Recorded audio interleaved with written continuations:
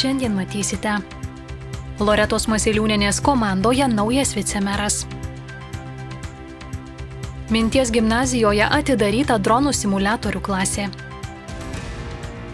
Savivaldybė kviečia dalyvauti bendruomenių iniciatyvų konkurse.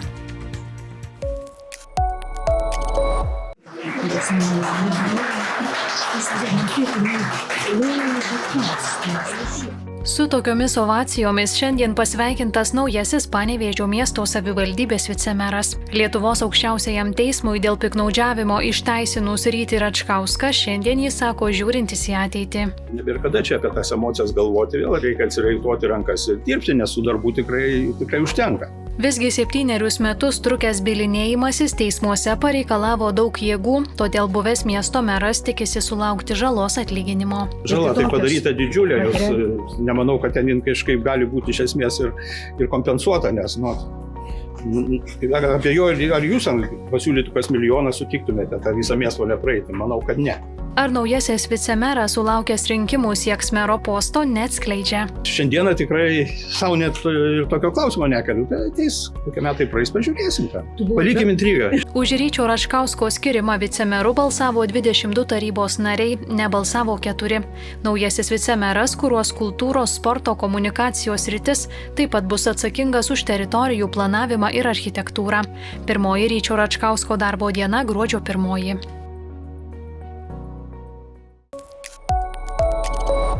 Štai taip pasveikinami lapkričio 24-ąją atvykę į Minties inžinerijos gimnaziją.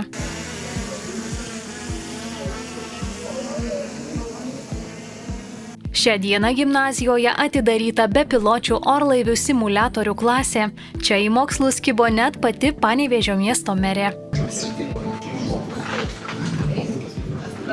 Prie projekto prisidėjusios įmonės Harju Electer vadovas ir šaulys Tomas Prūsas sako. Skraidyti gali visi, tačiau ne visi turi pakankamai valios, nes pirmos 20 skraidimo valandų būna pakankamai sunkios, ko pasekoje niekas nepradeda skraidyti nuo gyvo drono, tai tiesiog labai sunku įvaldyti, jis nėra tas komercinis DJI dronas, kuris fotografuoja ir filmuoja, kur pakabinsi ten ir kabą, šitą reikia valdyti tiek aukštį, tiek trajektoriją, tiek skrydį. Dronas nepaprastas, tai pirmojo asmens vaizdo bepilotis orlaivis. Jisai vadinamas FPV, tai reiškia iš angliško to pavadinimo First Person View, tai yra kada tu valdai droną, užsidėjęs arba matai jį per kompiuterio monitorių, arba per akinius, bet tai reiškia toks jausmas, kad tu skrendi su tuo dronu, kaip jo viduje pilotuoji. Tikimasi, kad gimnazistai savo įgūdžius išmėgins ir už klasės ribų. Iš rankoje turiu 10 colių droną, bet yra tie ir patys mažiausi droniukai, su kuriais mes skatinsim, kad moksleiviai dalyvautų įvairiuose čempionatuose. Sudominti jaunąją kartą dronais iššūkis. Su vaikais būna dažniausiai, kad pasiduoda per pirmas kelias valandas ir sako, va čia kažkoks keistas žaidimas, čia kažkaip tų laimėjimų nėra. Ir sunku, ir dažniausiai būna ta sunkioji dalis sudominti, kad tai yra ne žaidimas, tai vis tik tai yra simuliatorius, treniruoklis. Po pamokų klasė neliks tuščia, čia bursis šauliai ir krašto apsaugos savanorių pajėgų kariai. Šita programa yra tokia pati, kurią naudoja Ukrainos kariai, norėdami išmokti valdyti dronus, kurie yra naudojami realiai karinėje aplinkoje. Bendradarbiavimą įtvirtino parašai. Po treniruočių simuliatoriais moksleiviai į čempionatus, krašto apsaugos savanoriai į gamtą. Antras etapas tai bus būtent treniruotės vietovėje. Išnaudojant tos pačius dronus, tik tai jau bus nebe simuliaciniai sistemai. Mokslai skraidimų nesibaigs, ateityje čia bus mokomasi dronus gaminti. Mūsų tikslas yra ne tik išmokyti juos skraidyti simuliatorių, bet ir ateityje susilituoti iš modulių droną. Tai reiškia suprasti, kokie tie moduliai, ką jie duoda, kokias funkcijas suteikia, kokios kokybės vaizdą, pasirinkti tiek kamerą, kiek toli mes norim skristi, kokio galingumo valdymo sistemos, galbūt kažkokios papildomos funkcijos. Kas žinom, galbūt išmokus valdyti droną reikšminga kryptimi keisis ir jaunosios kartos karjeros trajektorija.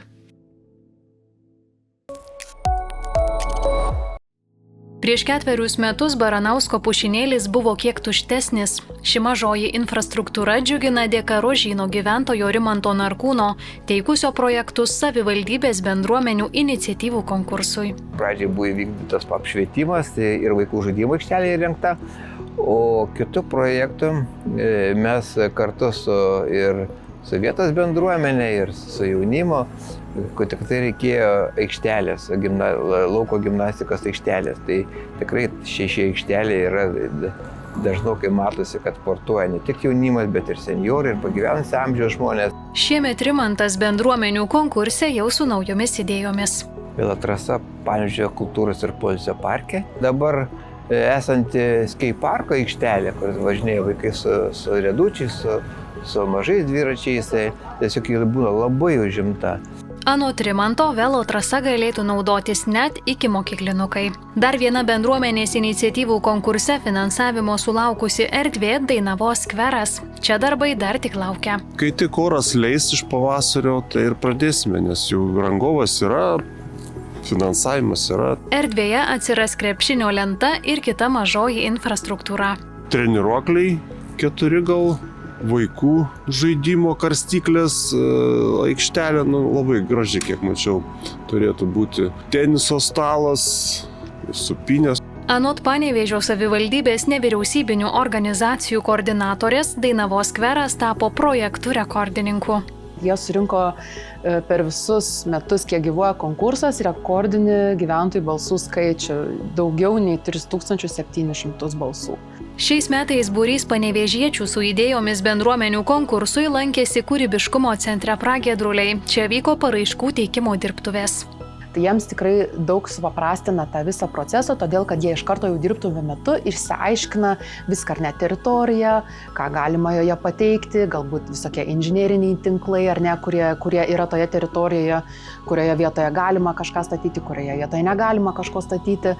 Ir taip pat viskas, kaip sakyt, išsirutulioja iki paraiškos supildymo, jiems tiesiog supaprastinamas darbas, nes iš tikrųjų ankstesniais metais būdavo, kol vyksta konkursas, tikrai gyventojai skambina, klausia, aiškinasi, kaip užpildyti, o ką čia įrašyti, tai tiesiog, kad jiems paprastesnis būtų darbas ir jiems viskas būtų aiškiau, nutarėme daryti tas kūrybinės dirbtuvės.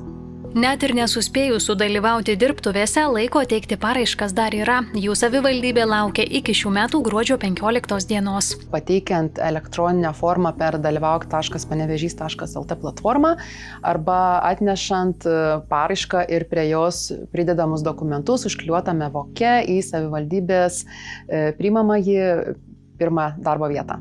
Visiems norintiems gražinti Panevėžį konkurso nugalėtojas Almantas patarė, ko reikia sėkmei. Pasitikėti savimi, turėti gerų idėjų ir viskas jų rankose. Prašau, visą laiką galima įgyvendinti viską, tik noro. Tokį vaizdą užtenka pamatyti kartą ir nostalgiški jausmai apima savaime.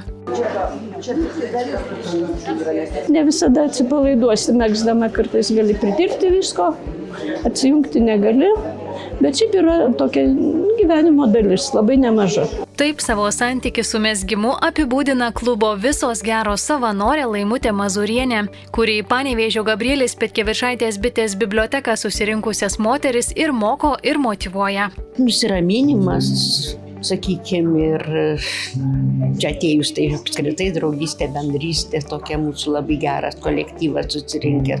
Laukiu tų pirmadienių, kad tik tai ateiti ir pabūti kartu. Mezgimo klube puoselėjami įgūdžiai ir šiandien keliauja iš kartos į kartą. Močiutė mane išmokė megzti. Lygiai taip kaip ir savo anūką išmokė megzti ir nusimezgė šaliką. 11 metų. Mezgėjų kompanija išskirtinai moteriška ir brandi. Pagal amžių, žiūrėkit, čia tokio amžiaus moteris, kurios visos augino anais laikais vaikus, kurių nebuvo kuo aprengti. Parduotuvėse nebuvo prekių ir mes visos mezgėm. Šiandien parduotuvių lentynos lūžta nuo prekių, bet mezgimas išlieka prasminga veikla. Mes jau nuo pat karo pradžios pradėjom kažkaip tai su ukrainiečiais rasti bendrą kalbą ir jie per socialinius tinklus sužinojo, kad mes turime mezgimo klubą ir tiesiog kreipėsi su prašymu, gal galėtų kažkas tai numegzti vyrams vilnonių kojinių šiltų. Moterys savo mezginius atidėjusios į šalį ėmėsi kojinių. Vasarą Ukrainą pasiekė 1000 kojinių pora. Dabar, kadangi siūsim jau kalėdom, tai 300 maždaug, gal nepilnai 300, iškeliaus dabar su kalėdinėm siuntom jau pas juos. Bendro hobio ir gerų darbų suvienytos moterys sako, mezgant kojines nejučia užsimezgė ir daug svarbesnių dalykų. Čia šeima, mūsų šeima. Mes vienu be kitų negalim. Spaudžiant šaltukui, sunku įtarti, kad už Kalnapilio arenos sienų verda emocijos. Čia nemokamas dviračių treniruotes lankantys entuziastai pirmą kartą išbando treką. Ir aš tada nebežinau, ką daryti, man reikia ir biškį, nes ir pradėjau ir kairę. Trekas iššūkis, tad neišvengta ir stipresnių emocijų. Niekad nesubandęs tik krepšinio treniruotėse, mačiau, kad stačiai atrodo, bet kad kai priartėjai prie kampo, kad taip statu būtų, tai net tas žodis truputį atrodo net baisu šitoj vietoj. Kad stačios sienos iš karto nejauku, kuo toliau, tuo geriau atrodo. Su praktika.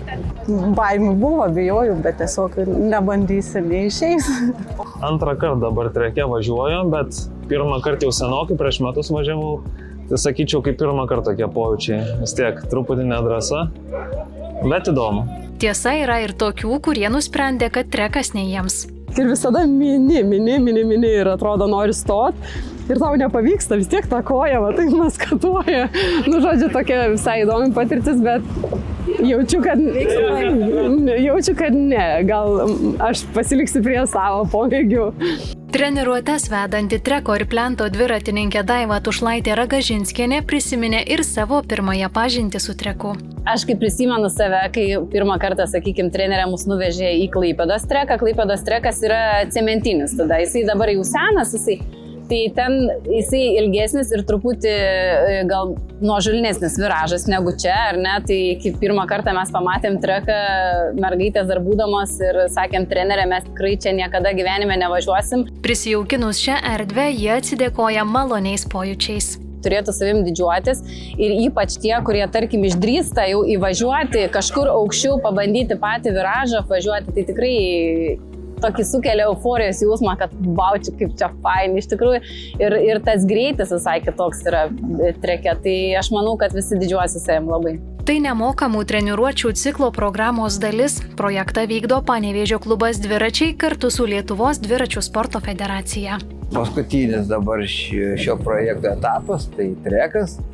Per šį laikotarpį nuo Liepos mėnesį tikrai pavyko suburti nemažą būrį dviratininkų mėgėjų Panevėžyje. Tai vienoj etape buvo net ir susirinkdavo net 60 sportininkų. Nemokamos treniruotės dviračių entuziastams vyko sostinėje ir dar 5 Lietuvos miestuose. Per visus tuos miestus buvo suorganizuotos 137 treniruotės. Ir kas buvo labai smagu, kad įsitraukė piliečiai nuo 6 ir vyresni nei 60 metų. Anot Lietuvos dviračių sporto federacijos prezidento, ar projektas tęsis priklausys nuo vyriausybės sprendimų. Jeigu vyriausybė priims tokį sprendimą, kad keičia finansavimo modelį ir jeigu lėšos nekeliaus per federaciją, tai tada gali būti, kad šitas projektas ir nutrūks. Sausio 15 dieną dalyvių laukia treniruočių ciklo uždarymo šventė. Nors lieka neaišku, ar iniciatyva tęsis, dviratininkai vieningi, dalyvauti buvo verta. Man labai patiko, kad susirinko nemažai dviratininkų. Bendravimas gal pirmoje vietoje, sakyčiau. Pažintys naujos, draugystės ir smagus laikas tiesiog kartu. Nesenai persikrausčiau atgal į Panevėžį, gyvenau Vilniui. Vilniui dviračių kultūra yra labai didelė, labai išpuoselėta irgi tokių socialinių važiavimų. Grįžus į Panevėžį galvojau, kad nebus tokių važiavimų, kad teks vienam važiuoti, bet su klubo dviračiai ir Daivos iniciatyva atsirado ir čia tų grupinių važiavimų socialinių, kur galėjau ir prisijungti ir jausis taip, kaip Vilniui važiuočiau su visais. Pakankamai daug davė naujų žinių, ko tikriausiai dauguma būtų googlinė ir panašiai, o čia tiesiog tau uždyka vadinkim, Tik atvažiuok, pravažiuok, sudalyvauk ir, nežinau, neįkainojama patirtis. Lapkričio 26 vakarą Velžio gimnazijos sporto salėje vyko neeilinės rungtynės. Velžio Glasbolti komanda varžėsi su Lietuvos Respublikos Seimo krepšinio komanda. Gavom kvietimą ne tik šioje kadencijoje, bet ir prieš tai esame buvę čia Velžyje. Ir su šita komanda rungtyniausim jau trečią kartą. Vieną kartą rungtyniavom čia, kitą kartą Vilniuje praėjusioje kadencijoje, o šioje kadencijoje laukiam kvietimo ir aišku atvykom. Lietuvos Respublikos Seimo krepšinio komanda neslėpė, kad tokios draugiškos rungtynės padeda pasiruošti rimtoms tarptautinėms parlamentų varžyboms. Praėjusioje kadencijoje iš tiesų sekėsi neblogai. Pagrindinis mūsų turnyras yra Baltijos asamblėjos taurė, kuomet rungtyniaujame su Estijos ir Latvijos parlamentarais ir žinoma važiuojame, žaidžiame draugiškas varžybas su Lietuvoje esančiais žmonėmis. Tai praėjusioje kadencijoje laimėjome 4 kartus pirmą vietą ir 1 kartą antrą. Tiksliau 3 kartus pirmą ir 1 kartą antrą. Tai va, tai šiais metais nauja komanda, nauja sudėtis. Tikimės, kad tokios draugiškos varžybos padės mums pasirengti prieš Baltijos asamblėjos taurę. Vienas iš Seimo komandos žaidėjų taip pat pridūrė, kad labai gerai išbėgti aikštelės su kitais Seimo nariais, esą dingsta darbiniai santykiai ir įtampa. Yra paradoksas, kad visi paskirai, mes tokie visiškai normalūs žmonės, tol kol nenueinam į Seimo salę, ten kažkas tos žmonės pakeičia, jie pradeda vieni ant kitų loti, neklausyti ir panašiai, bet va, krepšinis yra gerai, kad užsiglaistom tos nesutarimus aikštelėje ir sakau, bendraujam kaip draugai, važiuojam kartu į Baltijos asamblėją, čia nesenai buvom Latvijai. Velžio Glasbolti krepšinio komanda prieš Lietuvos Respublikos Seimo komandą žais jau ne pirmą kartą ir komandos vadovas Donatas Šniutė teigia, jog vyrai visai nesijaudina. Įdomus jausmas nei kad kasdienis rungtynės, šiek tiek kitoks, renkamės draugiškai pabėgioti, pažaisti. Tiesiog draugiškos emocijos, tikimės ateis žmonių, pamatys komandą kiek kitokiose rungtynėse. Šiaip smagiai komanda nusiteikus, viskas gerai, nusiteikę pabėgioti, smagu sulaukti svečių, tai tikimės smagiai laiką praleisti. Donatas pridūrė, kad šiomis varžybomis yra prisidedama prie Velžio gimtadienio. Gimtadieniui, kad mini Velžys gražią suktį, tai mes simboliškai prisidedam ir pakvietėm valstybės vadovus, kaip pasakyti, apsilankyti Velžį, pamatyti gražėjantį miestelį. Rungtynių pertraukų metu buvo rengiami žaidimai su prizais, o visi, kurie nespėjo atvykti stebėti žaidimo, gali tai padaryti šeštadieniais Velžio sporto salėje.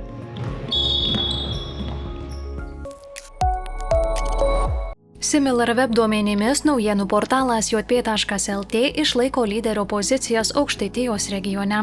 Spalio mėnesį portale apsilankyta kiek daugiau nei 264 000 kartų.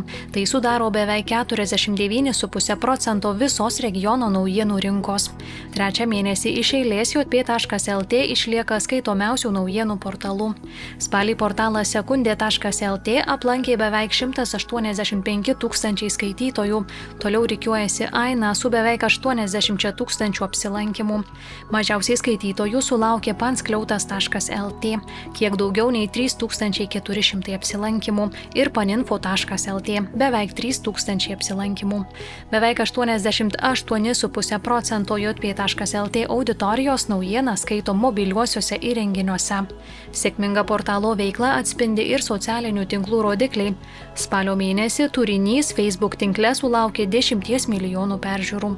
Skaitytojai labiausiai domėjosi eismo įvykiais, socialinėmis apklausomis ir vietos naujienomis. Populiariausias įrašas pasiekė 202 000 peržiūrų. Portalo Facebook paskyrą seka daugiau nei 62 000 žmonių.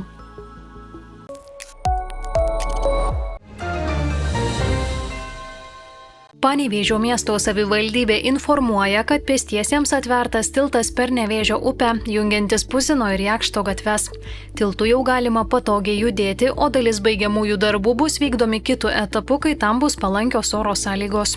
Tvarkant tiltą numatyta papildomai sutvarkyti vietą ties Jakšto gatve, kad perėjimas būtų dar lygesnis ir patogesnis. Tam planuojama įrengti laiptelius ir pantusą žmonėms su negale.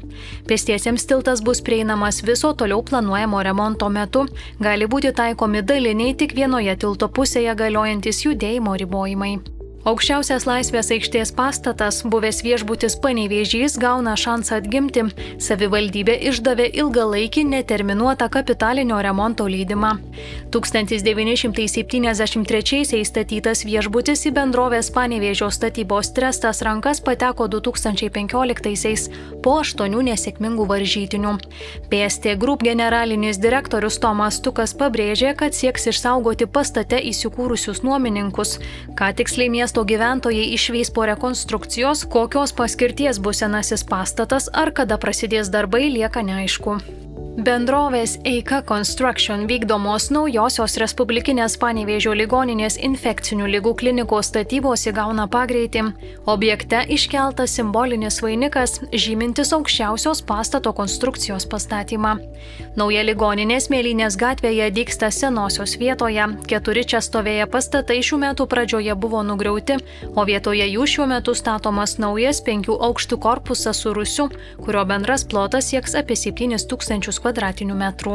Panevėžio miesto savivaldybė primena, liko vos kelios dienos teikti siūlymus tradiciniams metų panevėžiečio apdovanojimams. Metų panevėžiečio titulas skiriamas už išskirtinius nuopelnus įvairiose srityse – kultūros ir meno, švietimo ir mokslo, sporto, verslo, aplinkosaugos, visuomeninės veiklos, labdaros bei savanorystės. Laureatai tradiciškai bus pagerbti skulptūrėlėmis sukurtomis šviesios atminties skulptoriaus Juozo Lebednyko. Kandidatus siūlyti galima iki gruodžio 1 dienos, pristatant užpildytą paraišką savivaldybės priimamajame arba paliekant ją prie centrinio įėjimo esančioje pašto dėžutėje, elektroniniu paštu komunikacija@panevėžys.lt arba telefonu.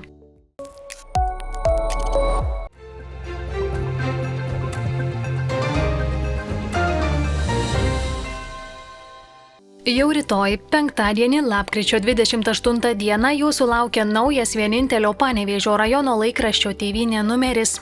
Kaip ir kiekvieną savaitę, skaitytojai Tėvynėje ras aktualių straipsnių, nuotaikingų istorijų, laisvalaikio skaitinių ir kitos naudingos informacijos.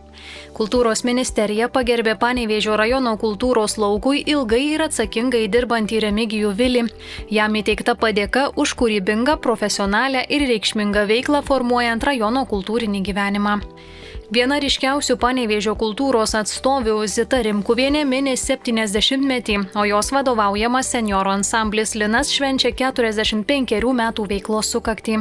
Vadovė dalyjasi savo gyvenimo scenos užkulisiais, pasakoja apie šokių tradicijos tęstinumą ir planuojamas gastroles nuo Čikagos iki Argentinos. Šiemet rajono sodininkai ir uogų augintojai susidūrė su dideliais nuostoliais, kuriuos sukėlė pavasarinės šalnos. 8 pareiškėjai pateikė dokumentus paramai gauti, o savivaldybė pateikė informaciją, kaip vertinama žala ir kokias sumas planuojama skirti. Rajone vykdoma nemokama maitinimo programa parodė, kad šiemet dalis lėšų liko nepanaudotos dėl mokinių prasto pamokų lankomumo ir sveikatos problemų. Į valstybės biudžetą sugrąžinta 70 000 eurų. Paistrio seniūnijoje įsikūręs Eugenijaus Galvanausko ūkis ruošiasi šventėms ir kviečia gyventojus rinktis gyvas egles. Ūkininkas pabrėžia kokybę ir galimybę eglę išsirinkti pačiam. Tuo tarpu miškininkai tęsia tradicinę akciją, kurios metu gyventojams nemokamai dovanojamos eglių ir pušų šakos. Tai atsakingas būdas puošti namus, nekertant jaunų medelių. Raguvos bibliotekoje atidaryta Dovilės Karoblienės siuvinėtų darbų paroda. Bendruomenė autorė pasveikino simbolinėmis dovanomis, pabrėždama jos talento išskirtinumą ir gebėjimą įprasminti tradicijas. Kaip ir įprasta Tėvynėje, įvairūs patarimai, TV programa visai savaitei, kryžiažodis ir dar daugiau aktualijų, straipsnių bei naujienų iš Panevėžio rajono.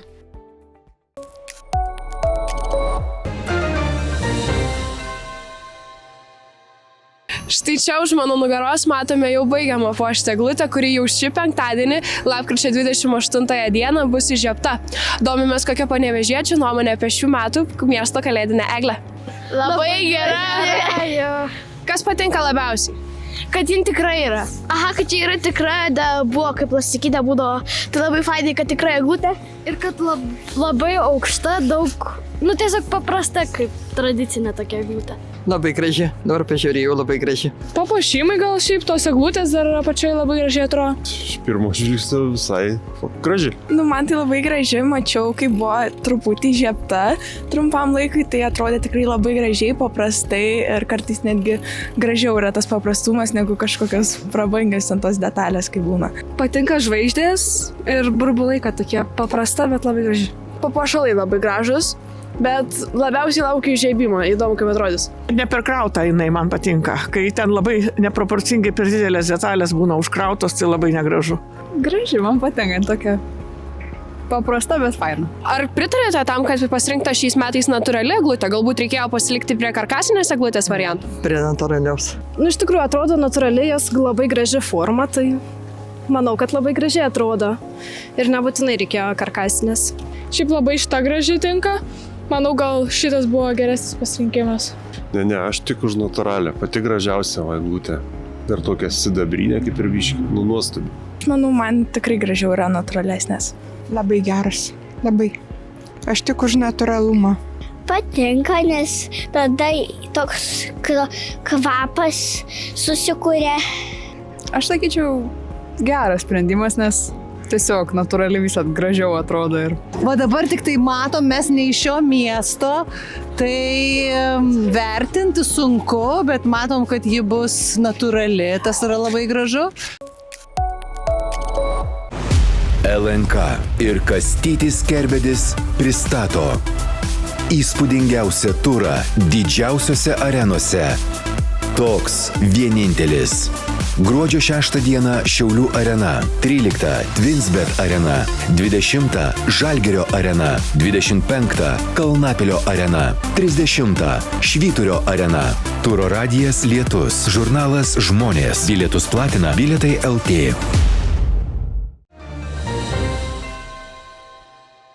Penktadienį vietomis silpni krituliai, plikledis, naktį kai kur lijundra, rūkas, vėjas naktį vakarų, pietvakarių, dieną pietvakarių pietų 6–11 m/s. Temperatūra naktį 1–6 laipsniai šalčio, pajūryje 0–2 laipsniai šilumos, dieną nuo 2 šalčio iki 3 šilumos. Šeštadienį vietomis daugiausia vakariniuose rajonuose nedideli krituliai, naktį ir rytą plikledis, vėjas pietinių krypčių, naktį 6–11 m/s, dieną 8–13 m/s.